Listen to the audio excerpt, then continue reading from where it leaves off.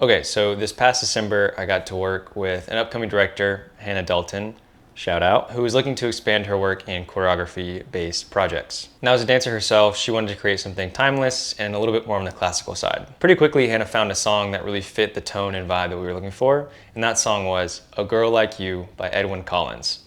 Super cute song. I had never heard it in my life until now, where I think I hear it almost every day. Now, having a song really narrowed down the mood and lighting scenario that we were going to use and base everything off of.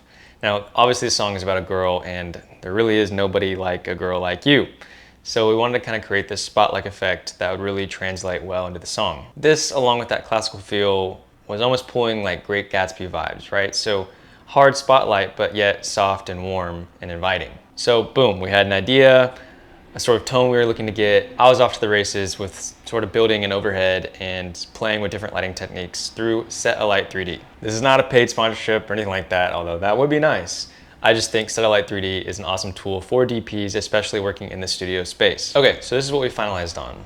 First off, we have our main key light fixture up top, spotlighting down. This will ended up being a 1200X Storm and is actually menaced armed over a balcony because unfortunately the cyc wall we were using in the studio did not have an overhead grid, but thankfully we had the balcony to use the menaced arm and kind of tweak enough and have that overhead effect.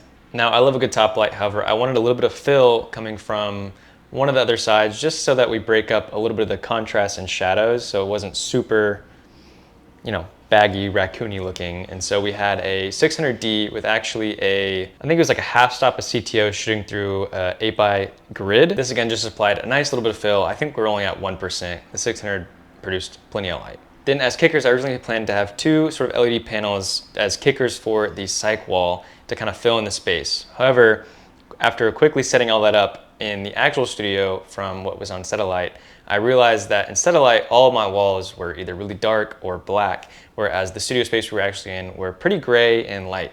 And so there's a lot more light bouncing around the studio than I originally anticipated for. And so we really didn't need that fill at all. However, I do appreciate my key grip and gaffers pulling all of that equipment out of the truck originally. Now, while that was a little tad frustrating and I was a little startled on production, that's what film sets are, and that's what happens a lot, Things change, not everything is how you thought it would be, and you have to kind of reevaluate and adjust on the fly as well.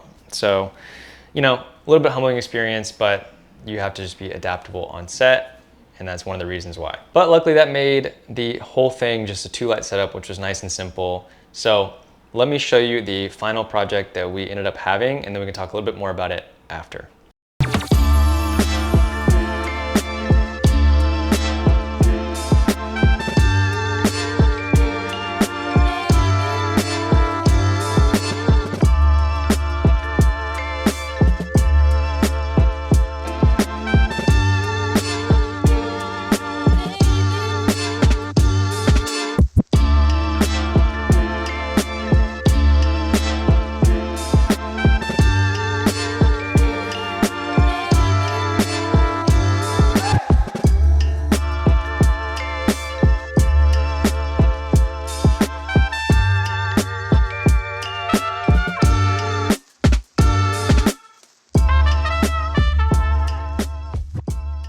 I almost forgot, but we used haze. That is how we actually got the contrast from our top spotlight mount and got that beautiful cone effect that you're looking at.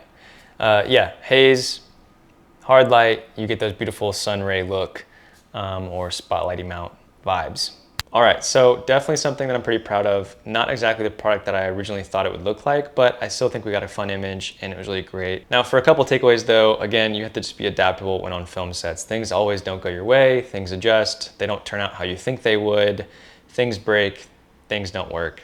Can you adapt? Can you change? But the main point is that going into a set with a plan is really important, especially having overheads and working with your key and gaffer before set. One, just smooth things along, makes you look more professional. And if things do go wrong, you more likely have more time instead of getting to set and trying to figure something out. Oh, how should we light this? Not the right move. So go with the plan, be ready for those plans to adjust a little bit, but have backup plans as well. That is kind of how we lit this scene, how we lit this story, and created a really fun project that I think Hannah Dalton was really proud of and that I'm proud of as well. Let me know what you guys think again, and thank you guys for watching. I really do appreciate it.